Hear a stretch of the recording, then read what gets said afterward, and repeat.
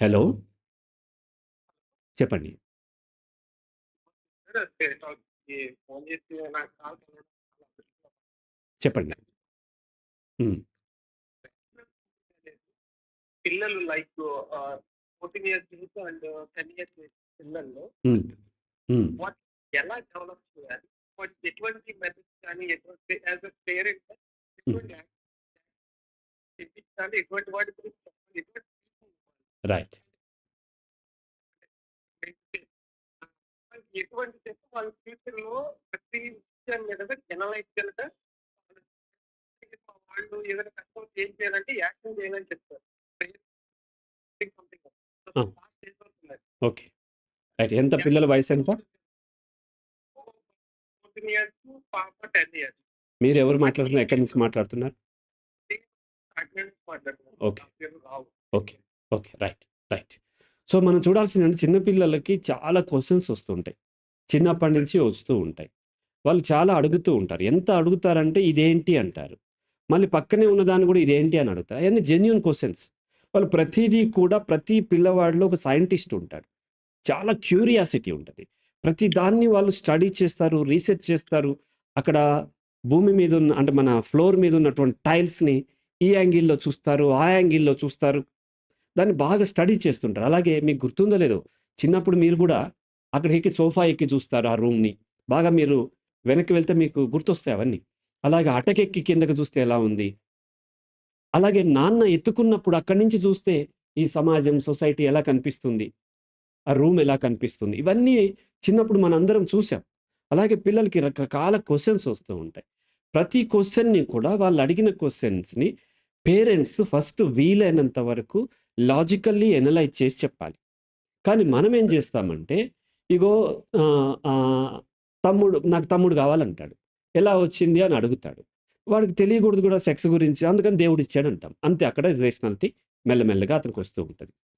కొన్ని విషయాలు మనం చెప్పకూడదు ఆ వయసులో అనుకున్నప్పుడు ఏం జేయాలంటే, ఇది నీ ఏజ్ కాదు. తర్వాత నేను చెప్తాను. నీకు తెలుస్తుంది. తెలుసుకునేటువంటి అండ్ నీకు హక్కుంది.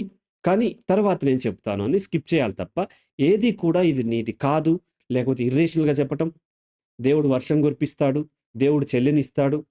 ఇట్లాంటియన్నీ చెప్పకండా, ప్రతీదీ వీలైనంత వరకు లాజికల్లీ అనలైజ్ చేయాలి. మనం ఏం చేస్తామంటే కొన్నిటిని చూపిస్తాము, కొన్నిటిని దాసేస్తూ ఉంటాం.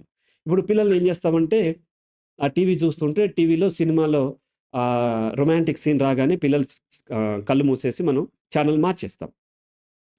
అప్పుడు వాళ్ళకి లేనిపోని క్యూరియాసిటీ వస్తది కదా! ఒకవేళ వాళ్ళు చూడకూడదు అనుకున్నప్పుడు పిల్లలు వాళ్ళ పక్కనుండగా మనం అది చూడకూడదు.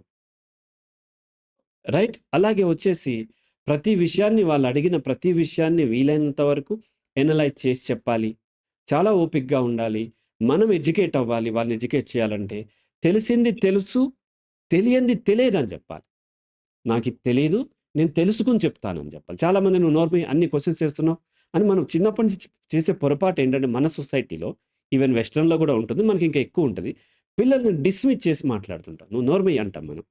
చాలామంది పిల్లల్ని నోరు మూయి అన్నా అంటే వాడి జీవితాన్ని నాశనం చేసేస్తున్నాం మనం. ఎవరిని మనం నోరు మూయి అనేటువంటి హక్కు లేదు.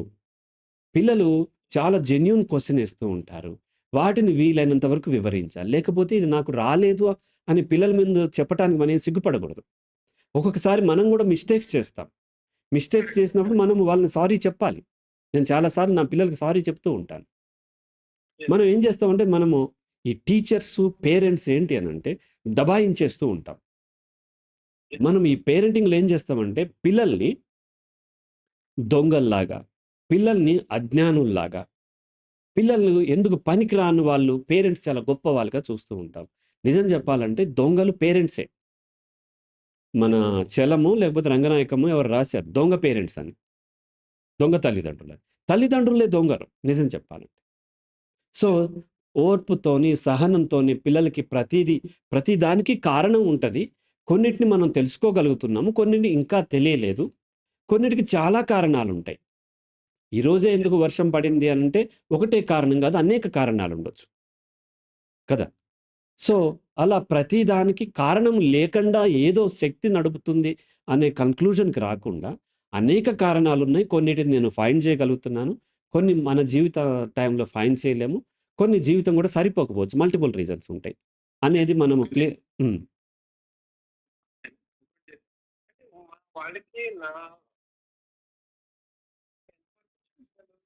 వర్క్ ప్రయత్నం చేస్తున్నాను. హ్మ్. ఏదైనా మనం మన ఏదైనా ఎందుకు జరుగుతుందన్న దానికి ఎలా ఆలోచించాలని చెప్తున్నాను. ఈ టీవీస్ చూడడం వల్ల లేదంటే కొంచెం గేమ్స్ మొబైల్‌లో ఎప్పుడైనా ఒక half an hour, 1 hour time limit పెడతాము. అలాగే చూడండి. అది చూస్తే హర్రర్ లాంటివి ఉండడం వల్ల మా పిల్లలు కొంచెం అంటే చీకటి పడినా గానీ, తర్వాత ఏదైనా ఆల్రెడీ మనకి రేషన్ నేను ఆల్రెడీ పబ్లిక్ చెప్తున్నాను. మనకి ఐడియా ఉందండి బయట. హ్మ్. చీకటి పడితే ఏదో ఏదో మన పక్కన ఉంది. ఏదో అంటే ఆ ఫీల్ ఉంటది. ఏది చేసి కొట్టేది రాదు. ఏది మాయం చేసి మన చేతిలోకి రాదు. మన వర్క్ చేయకపోతే మనకి రాదు. ఐడియా ఉంటుంది కానీ ఈ చీకటిలో ఏదైనా చీకటి పడితే అది చేయాలి. ఒక రకమైన ఫియర్‌ఫుల్ ఎగ్జాక్ట్‌లీ. ఒక పొరపాటు మీరు చేస్తున్నారు. ఒక పొరపాటు ఏంటంటే, మామూలుగా కామన్ మ్యాన్ చేసే పొరపాటు ఏంటంటే, నాలెడ్జ్‌తోని ఎమోషన్స్‌ని మనము హ్యాండిల్ చేయగలం అనుకుంటున్నాం. అది సాధ్యపడదు. నాకు తెలుసు దెయ్యం లేదని చాలామంది అడుగుతారు. దెయ్యం ఉందా? అంటే దెయ్యం లేదని తెలుసు కానీ నాకు దెయ్యం అంటే భయం అంటారు. Emotions are different from knowledge. నాలెడ్జ్‌తోని ఎమోషన్స్ హ్యాండిల్ చేయలేము. భయమే దెయ్యము. అయితే మనం ఏమనుకుంటున్నాం నాలెడ్జ్ వచ్చేస్తే వాళ్ళకి ఎమోషన్స్ ఓవర్‌కమ్ చేయగలం అనుకుంటున్నాం. Not possible. లేకపోతే ఇంతమంది ఇంత కౌన్సెలింగ్ తీసుకోవాల్సిన అవసరం ఉండదు కదా! కాబట్టి కొంత మీరు ఆలోచన విధానంలో కొన్ని ఇబ్బందులున్నాయి. అంటే కొన్ని మీకు తెలియవు.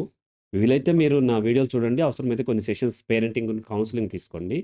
భయపడొద్దు అంటే భయమేస్తుంది గుర్తుపెట్టుకోండి. భయం అనేది ఉంటుంది. భయం ఈ బాడీని కాపాడటానికుంది. మీరు భయపడొద్దనుకుంటే భయపడకుండా ఉండరు. భయానికి మూల కారణమైన దాన్ని హ్యాండిల్ చేయాలి. అదంటే ఇక్కడ చెప్పలేము గానీ కౌన్సెలింగ్‌లో మీకు అవసరం ఉంటుంది. వీలైతే మీరు మంచి సైకాలజిస్ట్‌ని కలిసి కొన్ని పేరెంటింగ్ గురించి కౌన్సెలింగ్ తీసుకోండి. ఓకేనా?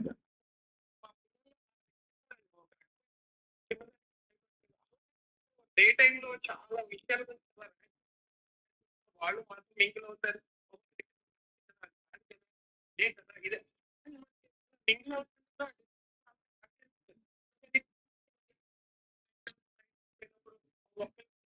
ఇబ్బంది పడుతూ ఉండదు. ఇవన్నీ నేర్చుకున్నటువంటివి మీ దగ్గరో, ఎవరి దగ్గరో నేర్చుకున్నారు. వాళ్ళకి పుట్టినప్పుడు నైట్ అంటే భయం లేదు. చీకటంటే భయం లేదు. తర్వాత ఎవరో చెప్తారు చీకట్లో పాముంటది, బూచాడుంటాడు, దెయ్యముంటది, కుక్కుంటది, బల్లి ఉంటది, దొంగోడుంటాడు. ఇవన్నీ చెప్పిన తర్వాత మా అమ్మాయి లేదండి. అప్పుడు ఎంత చీకటిగా వెళ్ళిపోయింది. అబ్బాయిని చూసి అమ్మాయి కూడా ఇప్పుడు భయపడుతుంది. అవును. అవును.